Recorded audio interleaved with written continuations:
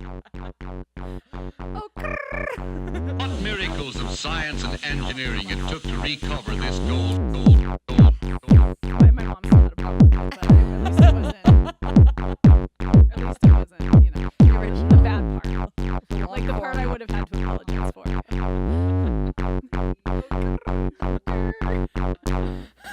Welcome to All Gold Everything, a podcast for people who riff. Riff. We're going to be riffing today. Wow. I'm one of your hosts. I'm Heidi. I'm Sandy Hammer. And I got to say, today we're back to podcasting midday, which is amazing. And today we have... I love it. I know, I really like it. It's nice. It's nice. It's gorgeous outside. So nothing better than coming in a dark, dark studio where I am more comfortable in the darkness. Well, I will say it's nice and cool in here still, because last year during the summertime when we come in here, it'd be 150 degrees by the time night rolled around. So that won't happen now because we're in the big room. I know. Hey-o. Also, Mark's not wearing his hat anymore because it's summertime. Yeah. Summertime. And I feel like I want to get him some sunblock, though. Yeah, we should do that. Yeah. Oh, my God. You got to be careful, Mark. I was watching a thing this morning on morning TV where they had a guy on that was like a skincare doctor, and he was dressed like straight up like the island of Dr. Moreau. He was wearing all white, big hat, huge sunglasses, and he was like wanting to make sure everyone knows one sunburn.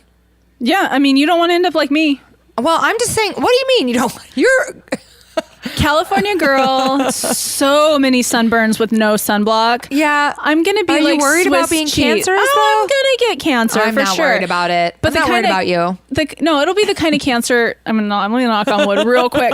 Like, I'm going to be having chunks of skin removed throughout the remainder of my life. This is just going to happen. Starting the show off with a real lighthearted conversation about cancer. I mean, I kind of agree, though. Life. This is real life. I'm in some acceptance around that myself because I've definitely had more than one sunburn, and I'm sure that there will be some chunks of slicing and dicing going on. Yeah. It's fine. I'll be like, while you're there, can you give me a tuck on the eyes? I know, right? I know. I can't even get my dermatologist to take a mole off of my face. Look, me neither. Yeah. So, you know what?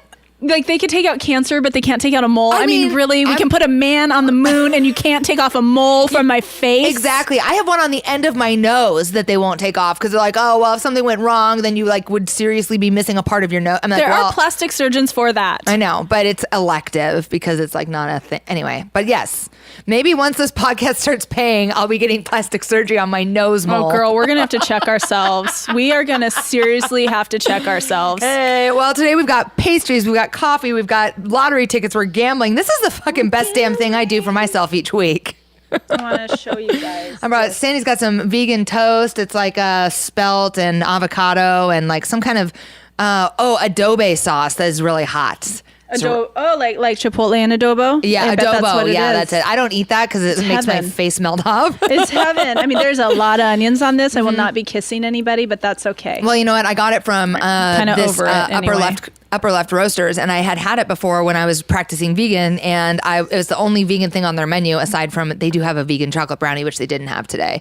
But anyway, I brought that for you, and it does make your face melt off. Okay, before we really get going. After this, now that we've had our Skin Cancer Awareness Month and face melting PSA, my chunky holy face is now gonna melt. Excellent. setting everyone up for success. No more sci-fi after this. No more. We have a couple of announcements to make before we really get into the show. First of all, we're doing an appearance next week. Yes. And I don't have my outfit together yet. Next week, Sandy and I will be appearing at the Red Dress Party, which is on the 18th of May. VIP. It is at the Veteran Memorial Coliseum. We are going to be sitting in the VIP section. It's going to be a huge party. I don't know if Heidi and I have ever partied together. We're going to party the way we're going to do at least one boomerang. Yeah, exactly. What was I going to say? So if any of our listeners are going to be at the Red Dress Party, please come see us, hook up with us, say hey. We would love a photo with you, and we'd love to say hey. We'd love to say hi. We'd love to meet you. And we'd also, we want to take some pictures together. So also DM us or something. Just give us a heads up. Whatever. We want to meet you. Yeah, so just come see that's us. going to be great. Red Dress You'll Party. find us in the VIP looking. We're going to be looking fly. I'm going to be wearing an outfit that I would never wear otherwise. And that's kind of the funnest part. Yeah. I have no idea what I'm going to wear. This one shopping? snuck up on me. Well, that's what I was trying to say about days off. I want to go shopping with you, but can't do it today. Oh. I know. So I don't know. We can talk about that off the air. We could go day of. We will talk. Whoa. That would actually be like a great challenge to be like, can we go day of and like get our shit together and be there looking? I mean, I know we can. Let's revisit this because I have some options. I like it. I like where that's at. The other thing that we have to kind of just take care of is that, I do want to let all of our listeners know we're on Patreon. So you can find our profile, All Gold Everything, on Patreon. We're going to be posting our Ruthless Review this week. This week's Ruthless Review. This is the Ruthless Review is the Met Gala edition. Oh, yes. That was fun prepping for this one. It was. I love this. So we're not reviewing a boring movie this time. We are reviewing fashion, people. Fashion. Yes. Now, I actually watched a little documentary on Netflix about the Met Gala from the year that they did the East meets West, or like the Through the Looking Glass into China. Okay. It was a couple of years ago. It was like... Was that where Rihanna was all yellow? Yes. Yes. That was iconic. Yes. And there's a lot of she takes up a lot of space in the documentary because apparently like they had a budget for her coming because she also performed there. And then they talked to her people and her people were like, Rihanna doesn't go anywhere with under a crew of 35 people, and that's like her skeleton crew of her entourage that comes with her. Damn. And it's going to cost double your budget. Now, they didn't say what the budget was, but I'm guessing it was like $1 million at least. Anyway, it was crazy, but the rest of the documentary was kind of boring. So we're not going to review the documentary. We're just going to review the fashion. Excellent. Love it. Love it. What else have we got going on? More to come about Rihanna, who wasn't there, but her presence was. She wasn't there this year. No. Oh, I wonder. You didn't notice? Well, I looked at a picture. I was like, why can't I find any pictures of Rihanna? And then I saw one. It must have been from last year. No Taylor Swift. No Rihanna. That's curious. One of the things I did learn by watching this documentary. No Ariana Grande. Yeah. Is that every designer is allowed to pick like a muse that they bring.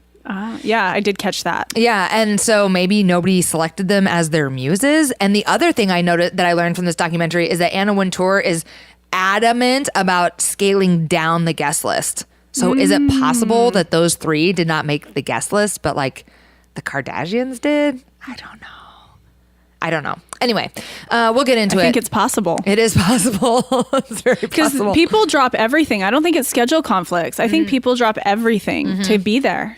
I agree. Yeah. I agree. Okay. All right. So anyway. Really getting into this. We are all in. Maybe we'll get to go some year. Maybe. Maybe. When this podcast is really banking us some change, and then I get some plastic surgery on my nose mole, and I have plastic surgery on my like several face moles and my nose. Then we'll go.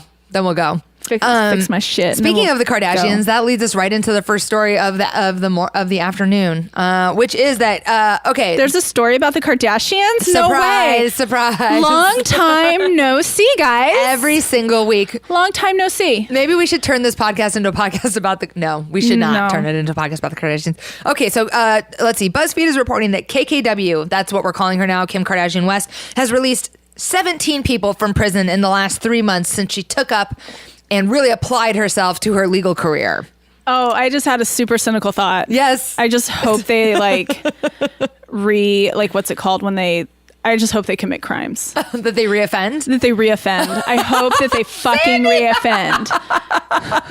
That was just my cynical thought. I don't actually hope that. That's just my first cynical thought, because this is how this mug works. Yeah, it's good to know. And people need to know. And then I do work, and I practice mindfulness, and then I notice that that's a cynical thought. Yeah. And then I think about what's really true to me, and I realize that, of course, I don't hope that they reoffend.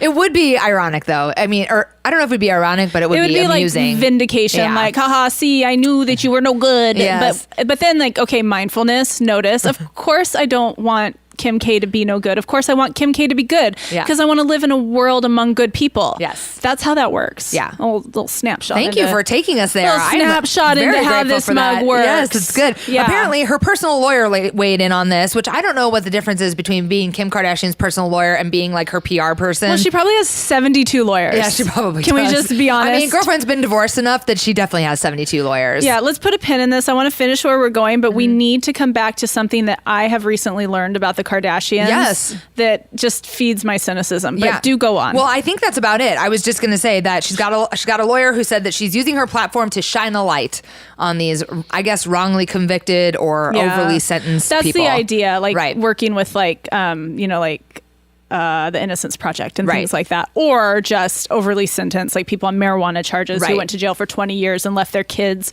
and put them into the cycle of violence. And it's really actually a very unfortunate thing. And you know what? Good job, Kim K. Use your powers Shine your lights for good. And I hope that it truly is good.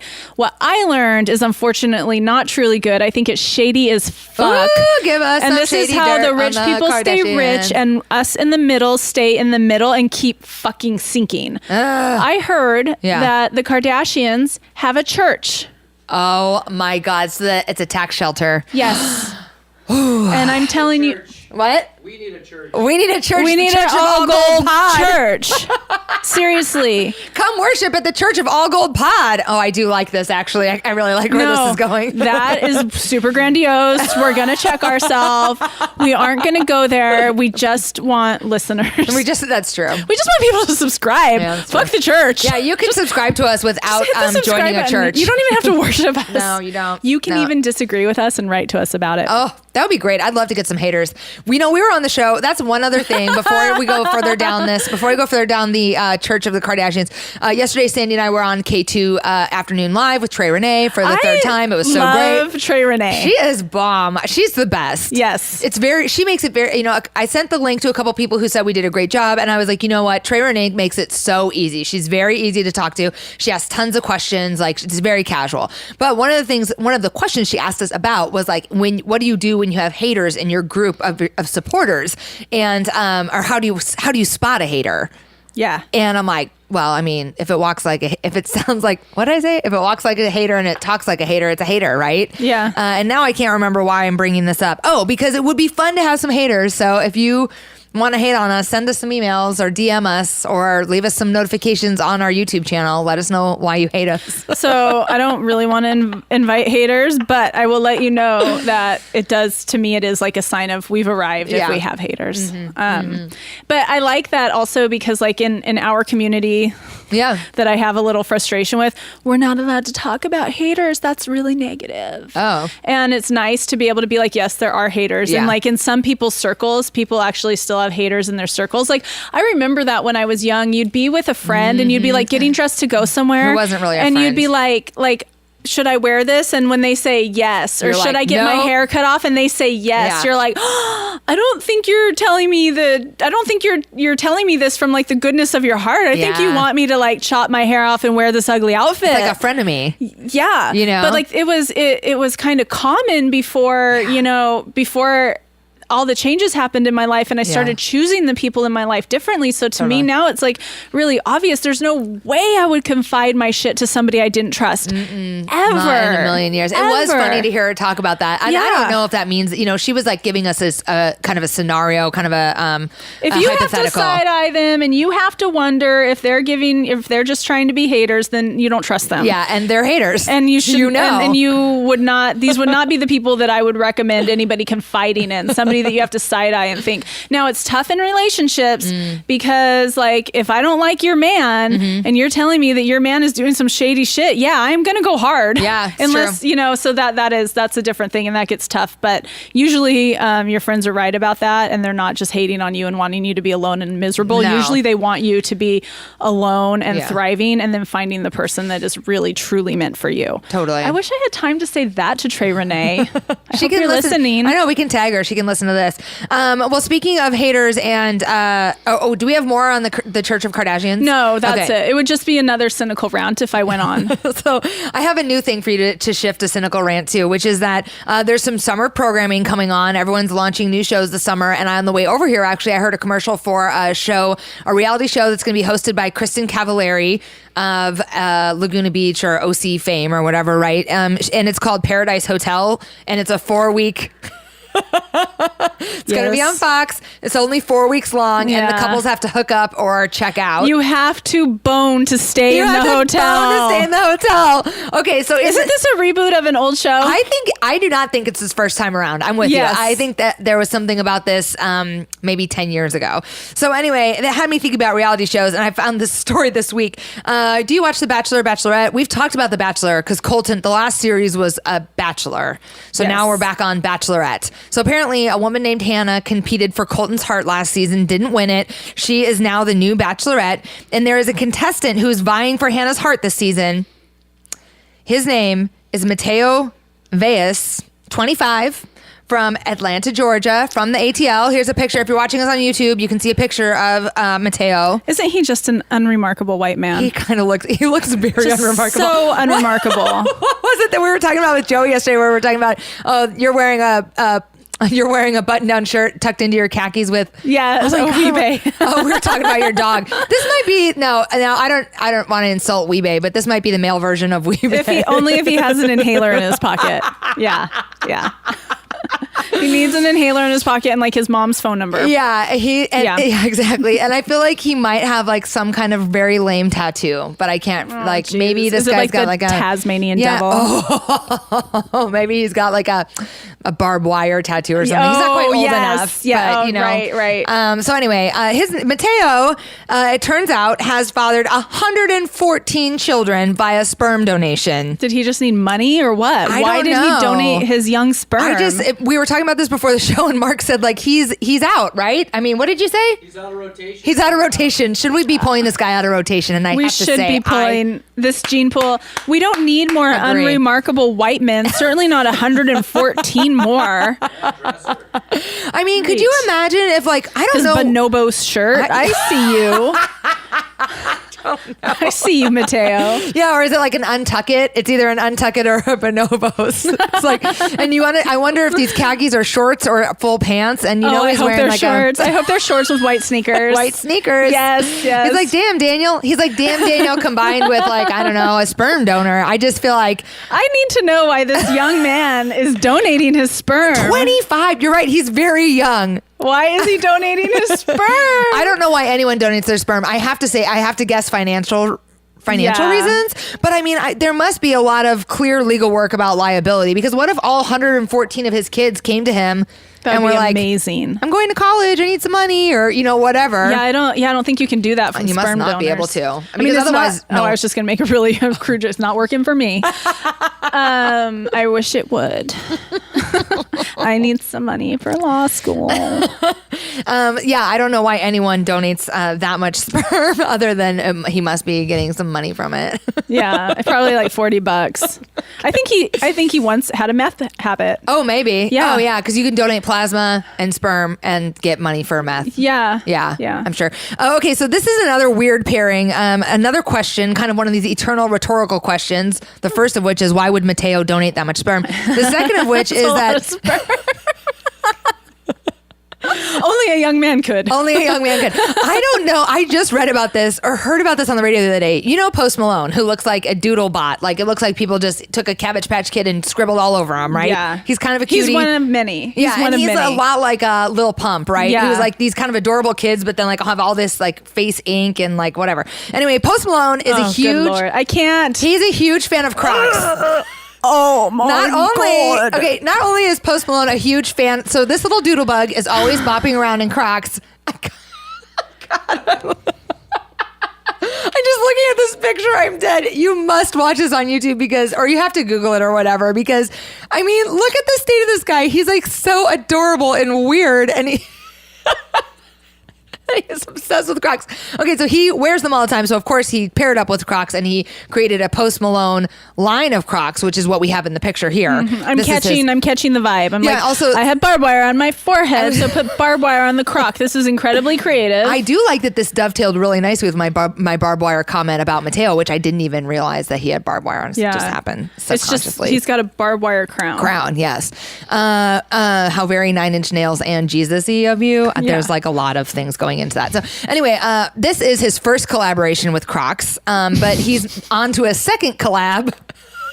I mean, he must have so much fucking money that he just sits around and like lights it on fire and stuff. Like, what in the world? I would do a collaboration with Crocs. I would have to really think on that. Because I would want the money, but I'm like, Crocs? I know, but I like the randomness of it. It is weird. I mean, for me, it would have to be like a big, just like leveling of my ego. Yeah. I've never worn a pair of Crocs. Have you? Hells no. I mean, because they're supposed to be comfy? ever. They make a high heel. No. No, they're the worst. I think I would do it just because of the randomness of it. I just think it's such a strange thing to collaborate on. They already have the little poppets you could put in them of like little bees. That and seems like a little and a little much. Maybe we could get our own like all gold pod charm for okay, Crocs. here's where I would wear Crocs. Okay. If I was a gardener, and when I stepped into my garden, I could see myself stepping into my garden in a pair of honeybee Crocs. Oh, that's adorable. That's really cute. That would be, I guess that would be my only time in my whole entire life where I'd ever wear Crocs. And when you say honeybee Crocs, would they be like black and yellow striped? They'd be yellow and they'd have the little honeybee pop-ins. You could cute. pop it in. I know what I'm getting you for your birthday. But I don't have a garden. That's all right. It's still going to be great. I can't wait to do that. What? Yeah, I'll get you a garden and some honeybee Crocs. Sandy's birthday is in August, so if any of our listeners would like to help me with this, just let me know, DM me directly, and we'll get you a garden and some honeybee Crocs. And then we'll just take tons of pictures of them, and then we'll send them to Crocs, and then before you know it, we'll be paid. Okay, you're making this sound a little better. I'm coming around. Speaking of getting paid, there's a beverage company out there called Liquid Death. And let me drink some of that. You might want to, though, because they just raised $1.6 million to launch a water line. So they're going to sell tall boys of water at concerts and stuff. And I just kind of feel like I'm here for that. A tall boy is my favorite way to drink a Diet Coke. I mean, it makes sense because we're also worried about getting cancer from plastic now. Yeah. So it makes sense to put it in aluminum. Also, I was in New York City this week, and one of the Peloton instructors that I was there to see gave a talk about keeping your skin in good shape, and she mentioned drinking a lot of water. Yes. Which is not news. It's not like a fucking newsflash to anyone, but it's a good reminder. Yeah. So if I had to drink a can of water, I may as well make it a big can of water and drink it up. Totally. Yeah. Yeah. So, I mean, it does make sense because have you drank the boxed water? No. Have you? Yeah, it's weird. Yeah. That's actually, I'm not surprised that it's weird because one of my things, the sea turtles got together and like got all the cities to make a ban on plastic straws. Yes. The power of the sea turtles should not be underestimated. I don't want to piss them off. Around. Yeah. I'm not, I mean, I would do sea turtle Crocs maybe. Maybe you could do honeybee ones, and I do little blue ones with cute little turtle pins in them. I bet they have them. Yeah. I would do that. So we don't want to piss off the sea turtles, but they have eliminated the use of plastic straws in most of Portland. Yeah, and like some cities have outlawed plastic bottles, period. Yeah. Yeah. And now you have to drink your beverage through a paper straw. Yes. Which is fucking disgusting. It's frankly. a little. Yeah, I mean, there's a time limit. You have a window when the straw is intact. You do. So it's like, you better drink fast. You better. Yeah. You better chug it through. You better just drink it up because. I'm good with the compostable straws, though. Those are, I don't even notice the difference. I agree with you on that. But paper straws make me like, ugh. I don't know what it is. If it's like from one of my first jobs was bussing tables, but wet paper, like wet napkins, wet paper, especially wet straw wrappers, make me cringe. They really like get me going. So anyway, I would drink a water out of a tall boy.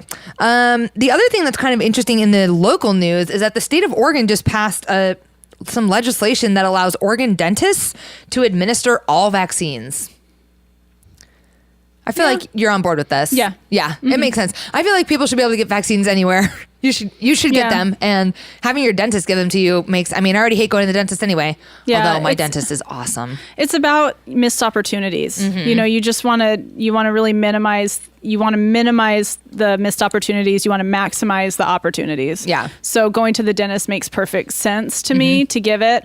And they're already like an institution that knows how to like inventory, monitor, handle certain medications. So you wouldn't have to. I wouldn't be so worried about like, have these been sitting on a counter for how long or whatever. You know what I mean? Yeah. So I'm good with it. Plus, dentists are doctors, lest we forget. Yeah. They go through a lot of school. Yeah, they don't usually put any injections into any muscles, but I'm actually certified to give vaccinations, so I know how easy it is. Maybe we'll put on a clinic sometime. Next year, that's not how you do it. Can you give Mark and I a flu vaccine next year? I can. We could do a live event. We'll stream it on Twitch. It'll give us a couple months to get it going. That would be fun. I may get my privileges revoked. Oh my God. Could you wear some white Crocs with little needle pins, with little needle charms? I will not. I will not. This is a fun game. Yeah. For what activity can you not wear Crocs? I mean, really, Crocs in Portland, unfortunately, that's true. Yeah. Yeah. You could wear Crocs to the theater. You could wear them to the opera. Wear them to the opera. You get married in them. You can get married in them. You could go to a meeting with like some really high level executives in your fucking Crocs, man. It's true. With your little briefcase in there, with your little briefcase charms in them. Yeah. Maybe I could get those for Kyla. The last story of just kind of gossip and stuff that I have is okay. We talked Game of Thrones last week. Do you have an update? Do you want to talk at all about Game of Thrones this week? Well, I feel like it's my responsibility to say that shit got a little dark, but as expected, it was very, just predictable. The darkness. It's like we had our Disney ending. The Yeah. If you are not watching and you are just listening and you heard my heavy breathing, that was me imitating Arya, trying to stab the Night King, and then him grabbing me dropping the knife, and then me catching the knife and stabbing him again to kill him. Yes. So that was last week, and it was incredible, and that was our Disney ending. And so this week, a dragon must die. Oh, no. Spoiler alert. It already happened. But so some darkness came. There's only 3, though, right? There's only 2 left? Oh. Ugh. 1 left. 1 left now. Oh, for real? Oh, did the last one die, or now that one died? Oh, no. Sorry. There's only 1 dragon left. Yes. Oh, okay. I was thinking episode. Oh, got it. Yes, there's only 1 dragon left. So the Night King got 1. I mean, these dragons seem pretty vulnerable to me. I mean, I don't know. Yeah, they're getting passed guys. around a lot, because the last time I saw anything about the dragons, Daenerys had all 3. Right. And they're pretty vulnerable. It's like if they fly above like any type of battle, like they're going down. It's like you. But the other side has these massive catapults. That's the deal now. And so now they're vulnerable. She has 1 left. But the deal is she's pissed as fuck. She's pissed. She's mad. And we're going to see the rage of a Targaryen. Yes. It's very predictable, but this rage is probably going to be what drives all the kind of twists and turns coming. Well, I love that you're talking about Daenerys, because that's the story that I have. Okay. So just a small pin in in the storyline. This week, Game of Thrones was getting a lot of heat because it's on a huge budget. It's a $15 million an episode adventure, and somebody forgot to take Daenerys' Starbucks coffee cup off of the table in between filming. Is that real? I had the same thought. Is that real? Because it looks like, okay, first of all, the picture we've got is kind of blurry, but I did find it online, and I'm like, obviously this would be very easy to Photoshop. But HBO weighed in on it, and they handled this in a really cute way, I thought. HBO said the latte that appeared in the episode was an accident. Daenerys actually ordered an herbal tea. Which I thought that was cute. Well, right, but they still could have just been they could have just been responding to the Twitter. The Twitter. Yeah. I wonder if it's real. I'll have to go back and look and watch. see if look it's for this real. scene. Yeah. So anyway, it was weird. It was weird. There was this big like post-battle party scene, and it was just more of this. I don't know. I just felt like it was really the Disney version where they're just really catering to the audience. Yeah. Like we have to show them relishing this accomplishment. We have to show these little like more intimate conversations. Brienne has to lose her virginity to Jaime, and then Jaime's going to just quickly turn around and be like, "But I'm bad." Yeah. It was just very predictable. Very like I could see where they're writing to. Go to the storyline. So yes, bad things happen, but this is still total HBO writing. We're still on a very predictable arc. I hope that they throw in a surprise. I'm sure that they will, because someone's going to betray someone, and you just don't know at this point who it is. I have some ideas though. Anyway, it's good, but we're still on the Disney trip, I say, even though Dragon died. Yeah, I mean, and her homegirl died too, and that was pretty awful. Okay. So she's pissed. Okay, yeah, she's going to be mad. She's pissed. I'd like to see the wrath. That'll be great. That is really all that we have for catching up on what's going on in the world. So that's all the pop culture, all the world stuff. But we have some time to talk about more... I always want to call it the main topic, but I feel like we need a better... It's more like of a personal development section or personal growth. Development. Let's call it our personal development segment. We're moving into our personal development segment. Yeah. Well, and I think that what we want to talk about, I don't know, have any of our listeners caught the Redemption Project with Van Jones? No, and I don't know any of Van Jones's story either. So Van Jones, I was CNN. Briefly, yes, and he's a pundit basically, and his background is in law, and he works in prison reform. And so he has a law firm in San Francisco where KKW is doing her internship hours. Got it. Right now. So he has been, I've known him, sometime from, I don't know if it was 2008 where he started popping up or later. But he's a big supporter, obviously, of Barack Obama. He does a lot of talking about prison reform. And I followed him in a way. I liked what he had to say. He always seemed very measured, very even, very smart. And I thought, like, oh, this is a guy that, like, I can, like, kind of listen to, because you know how I am with my media. Yeah, you're selective. And then that election came around. I was just I really had to get real selective about my media. And he has a magazine called Mother Jones. And that was one of my media selections that I decided to kind of keep around until Van Jones. He made this comment about Donald Trump being presidential.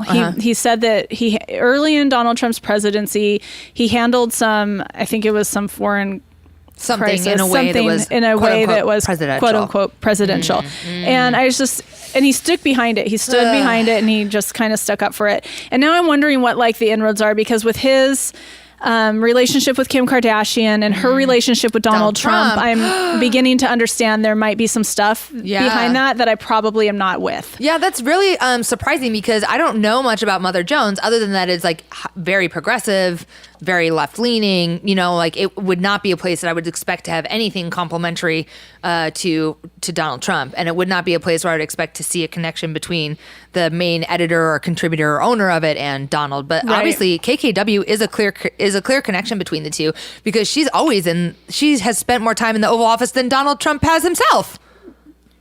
Which is I don't know what's worse. That's hyperbolic. It may be true, but I don't know what's worse. You know what I mean? Yeah. Like, I mean, they're both unqualified reality TV stars. Right. And she will probably be president. One day. Anyway, so he has this new limited series on CNN. It's called The Redemption Project, and it's around his work he's done with inmates and prison reform. And so there's 2 episodes out. The first one is where there's a woman who was in a drunk driving accident. She's a alcoholic now in recovery. And about 10 years ago, she was involved in an accident while she was 3 times the legal limit, where she basically changed a 15-year-old's life forever. The result of the accident was the drunk driver had some broken bones and ended up, going to jail. And the 15-year-old who was driving the other car under a permit ended up with a traumatic brain injury and is now in a wheelchair. She can breathe on her own. It looks like she can eat food on her own, but because of her brain injury, she's a paraplegic. Yeah. I don't know if she's a quad or a para. I think she's a para. She's unable to verbalize, and she has to be taken care of around the clock 24/7. So not a vegetable, but just a severely impacted life. She was a really promising 15-year-old cheerleader. I mean, the irony of driving drunk and getting in I think it's irony. I've used that word wrong twice already today, so why not give it another shot? Is that, when you're driving under the influence and you get in a car accident, because you're under the influence, you're not able to tense up in the way that you would if you were sober.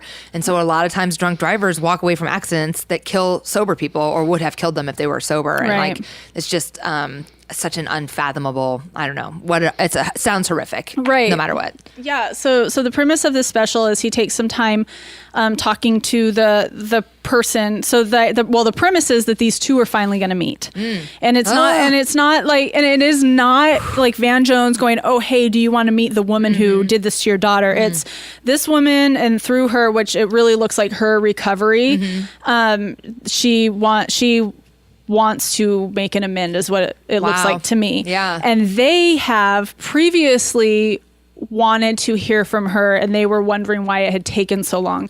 So these people had already been in the system trying to connect. Yeah. And then this is just where they get a mediator on board, and they film it and they help it connect. Yeah. So it doesn't feel like terribly exploitative to me, because they talk about the background of how they've tried to attempt to meet in the past, and what that means to them, and why they want to, and why these 2 cases we've seen so far, why they've wanted to in a long time. Yeah, I want to just interject quick, because something that I want to make clear about amends is that oftentimes, we won't make a direct amend to someone, a face-to-face amend to someone if it's going to cause them more harm. So a really key piece of this is that the family had already been looking for some closure, wanting to hear from this woman who wanting to know what happened or what she had to say, you know? Because otherwise I would be like, oh my God, why would you? Yeah. Their response was, why didn't you send this letter sooner? Wow. Yeah. Yeah. So she wasn't like out like, I'm going to call this TV show, I want to talk to them. It was not like that at all. Mm-hmm. So the what had happened was these parents have now spent 10 years taking care of their daughter in a completely different state. These parents also, their lives have changed because of course they are now full-time nurses, and they didn't talk about this on the show, but I suspect have gone medically bankrupt because I know what it means to have somebody in the ICU for all that time and all the therapies and everything that it takes. So their lives have changed too. Mm-hmm. And they had the sister. The woman who was the drunk driver went to jail for 7 years. Mm-hmm. She obviously, I shouldn't say obviously, she got clean in jail, and apparently you can stay real high in jail. Yeah, I didn't know that, but I do now. Yeah. She did get clean in jail. Uh-huh. And she got out of jail. She got out on parole. She continued to stay clean and sober. Mm-hmm. And she got married, and she now has a 5-week-old baby at the time of filming. And her story is a very familiar story to you and I. Mm-hmm. And it is, this dark, horrific thing that happened to me. The Dark Night. Saved my life. Mm-hmm. And it's really hard for her to grapple with what that means because she fully understands what she did to them. Yeah. And then they're here dealing with, they still have so much anger. Yeah. And there is a lot of anger, honestly. Right. And I think that a lot of it for them was confrontation. Like, we want to show you what you did because you can't possibly understand. Yeah. And one of the things that really came through is, but they don't understand what regret does to us. Yeah. Like, regret and guilt is incredibly painful too. Mm-hmm. Once we get clear and once we get right, and we have to wake up every morning also knowing what we did and praying to have an opportunity to go back and do it different, and knowing that we can't is also incredibly painful. Yeah. And they don't cancel each other out. I mean, I think that's the thing that gets, when stuff is so intense like this, or there's such intense emotion around something like that, it's not like that there can only be, on the one side, gratitude that this dark night saved my life and tremendous regret about how it happened. And then on the other side, all this pain and anger and loss, right? I mean, it's like all of these feelings have to they all coexist together. It's not just one set of them doesn't invalidate the others, Right. And that's hard, especially when you're in it, that's hard to know. Because it's like, mine is worse. Yeah. But mine is worse. Yeah. I'm the victim. But mine is worse. You're the damn stupid piece of shit drunk driver. Yeah. You need to come and see what you did to me. Yeah. And no apology that you're going to provide to me is really going to work. I just want you to see what you did to me. Yeah. And that's kind of how it started off. Now the girl who is now, I don't know, 25. Yeah. 25. The girl from the girl from the accident, she's coming too. And now she has a brain injury, but this was like an incredible lesson for me, because sometimes when we have all this shit removed, all this worldly shit that we worry about with our really fucking intact brains, the stuff that comes through is like more of just like the human instincts and drives. Yeah. And so the parents, they start out with the woman who was driving, and then the parents and the older sister, or she was a younger sister, but now she's older, so she's probably 23. And they tell her how their lives were impacted. She reads their letter. Their letter was very honest, very, just as well written as it could be. Vulnerable, true. She basically apologized. She had to reveal to them that she had a 5-week-old, and she completely understands how hard that must be for them to hear, because this girl can't have a baby. Right. And they go through all that, and the father is pretty, receptive to it. I think even the daughter, the sister is receptive, but the mom was really like, no, couldn't. Like, you don't know what you did to me. And then they bring the girl in, and she comes in, and, I think she was actually in when they read the letter. I can't remember. But she was so she couldn't verbalize, but they could understand what she was saying. So they were able to kind of like translate her gestures, her very short syllable, like what she was saying. It was just, but they sounded to us just like, incomprehensible. But she said to her, "You're pretty." Yeah. And she said to her, "Thank you." And she said something else to her that was just really like, you could tell that she just was coming from a place of love in her heart. And even though she has a brain injury, she was appropriate. You know, she wasn't like, you're pretty, let me see your boobs. like we know people with brain injuries can be. Yeah. So I just, well, maybe she did. Maybe they edited it out. Well, what I get from that, and just seeing, you know, it's something that we talk about in recovery a lot, and or that I mean, I'll just speak for myself. I don't want to, you know, we talk about it in recovery a lot, is this idea of how 12 steps can really be transformative to take us from a place where like my pain's the worst, I'm the victim, all of this horrible stuff happened to me. If you had my life, you would do this too. I'm so angry, blah, blah, all that fuel. We do some step work, and then a lot of it is transformed to like acceptance, you know, and asking every day, like, how can I be of maximum service?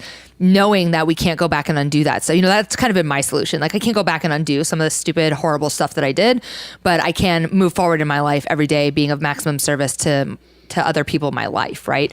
And so one of the things that people talk about, like a gift of recovery, is that like, even though this was this dark night, it gave me this whole new way to approach my life. And if I had all this tragedy, you know, if I had all this stuff that happened to me in my life and I was an alcoholic, I might not have picked up this set of tools that helped me transform this pain and channel it into a service-oriented lifestyle. And so it's like, you know, I can see where like being on the other side of this, like being a true victim, right? She's like, their family is a victim of circumstance.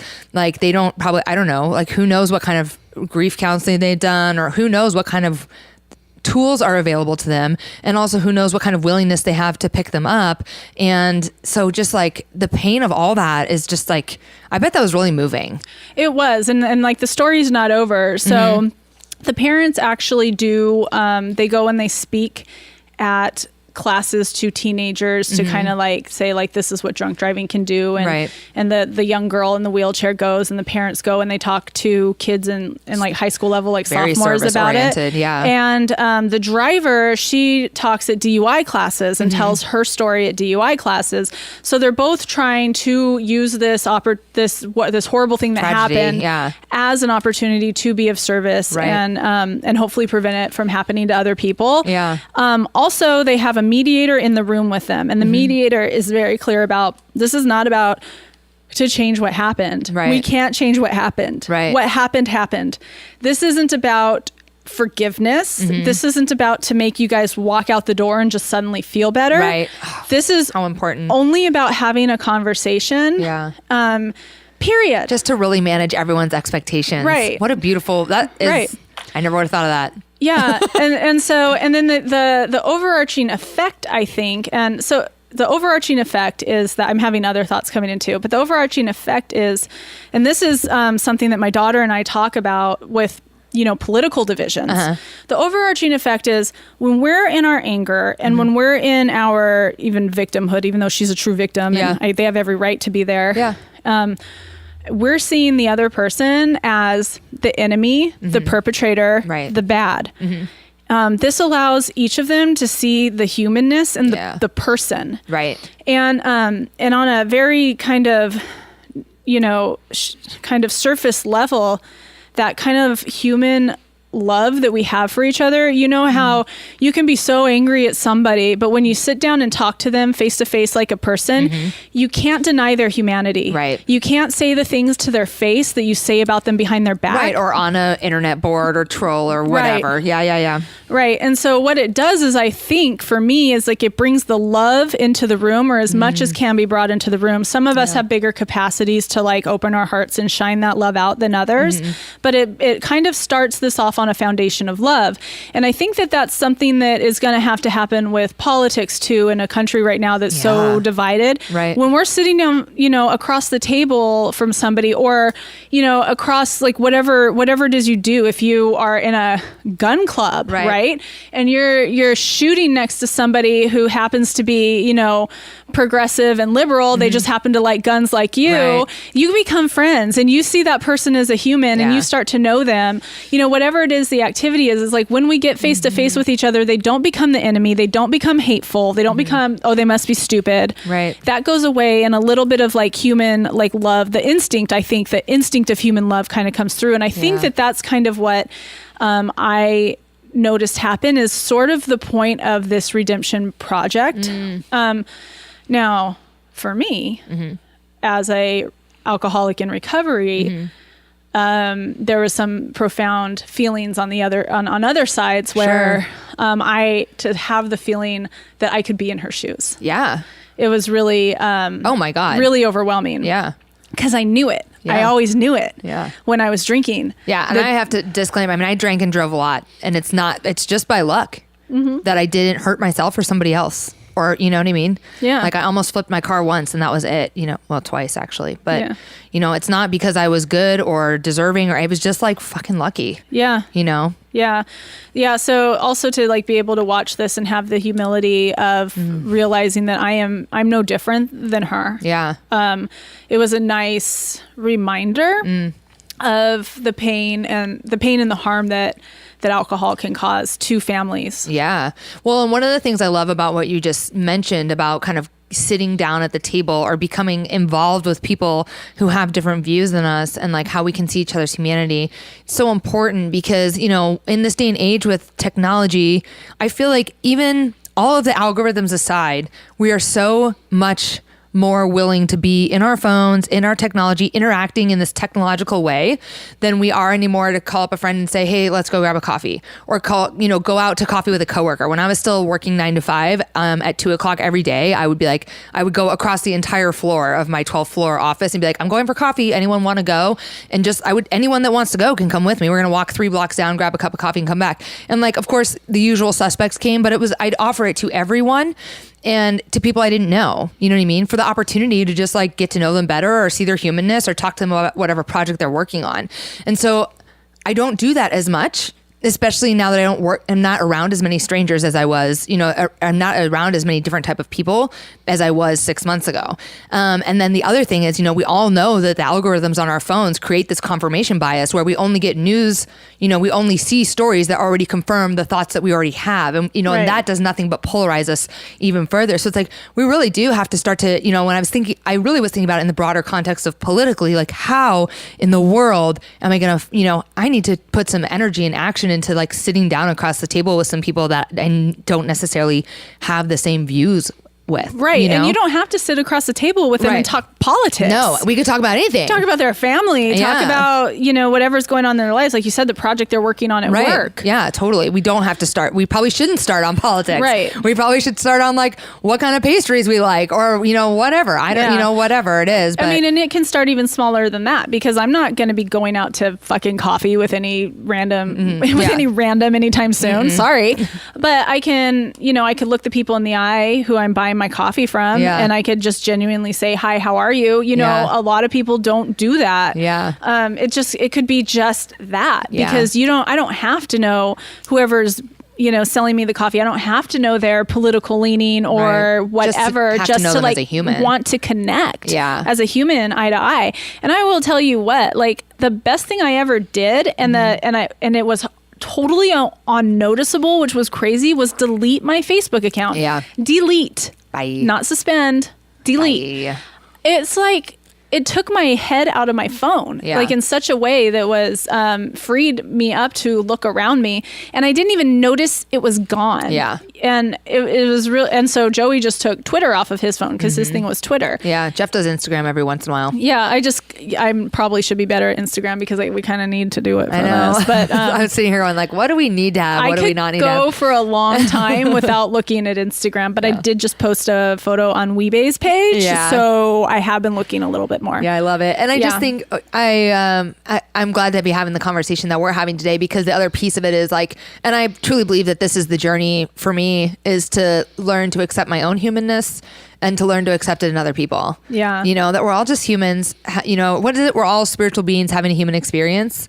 And I like that, you know, like we're, you know, it's not fair for me to expect perfection. It's not fair, you know, and I think that's why the moderators kind of outline really resonated for me to say, hey, listen, we're not anticipating anyone walking away feeling like they're on cloud 9, like everything's been resolved and you're forgiven and you feel great now. You know, it's like, we're just going to have a conversation and acknowledge each other's humanness. What a gift that is. Yeah. Yeah. And also for, you know, this to be on CNN where people can see, like, it was really impactful to me because I already fully understand what this woman who is the drunk driver was going through, right? I understand she has a disease. She talked about her alcoholism and how even after it happened, she didn't stop drinking. Yeah. Yep. And so for me, I kind of understand how that's a sickness. Yep. And I understand what she has, and I don't see her as an evil person. Right. But a lot of people in America do, right? Drunk drivers, they're really easy to hate. To vilify, yeah. Yeah. And so like the family was sort of the example of that. They're really easy to hate.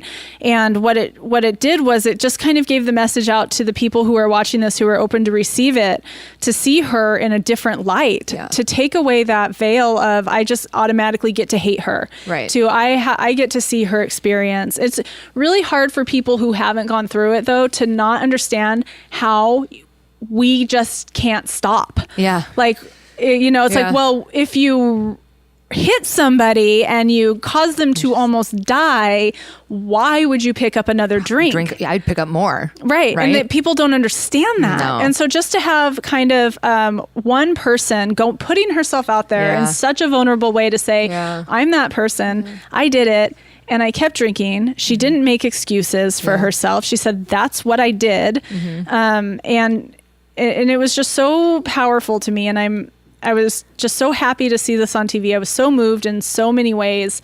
And so Van Jones, I think he did good. Although there was one thing that Van Jones did that was crazy. Yeah, so tell me what it was. He wears these little glasses that are like this. And you know, like, what do you do when something makes you cry and you start shedding a little tear? Like, what do you usually do? Take off my glasses, wipe my eye. Yeah, like, show me how you would wipe your eye. I guess I probably would go like that with would rub my finger underneath my eyelid.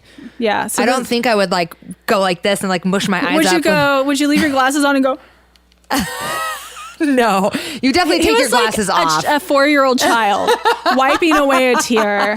Van Jones, get it together. Take those glasses off when you cry. Quit being so attention seeking. God. Oh, I love it. What a great episode. Thank you so much for bringing that personal development segment for the day. Is there anything else that you want to throw in there before we sign off?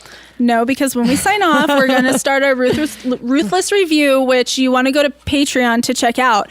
But there's going to be a small interim where I have to make a phone call because I'm dealing with insurance shit. Yes. But I'm also going to eat this. Gonna eat some toast. All right. Well, we're sending lots of love, light, and gold from Portland, Oregon. Don't forget. Stay vigilant. Yeah. Don't drink and drive. Don't drink and drive. What miracles of science and engineering it took to recover this gold.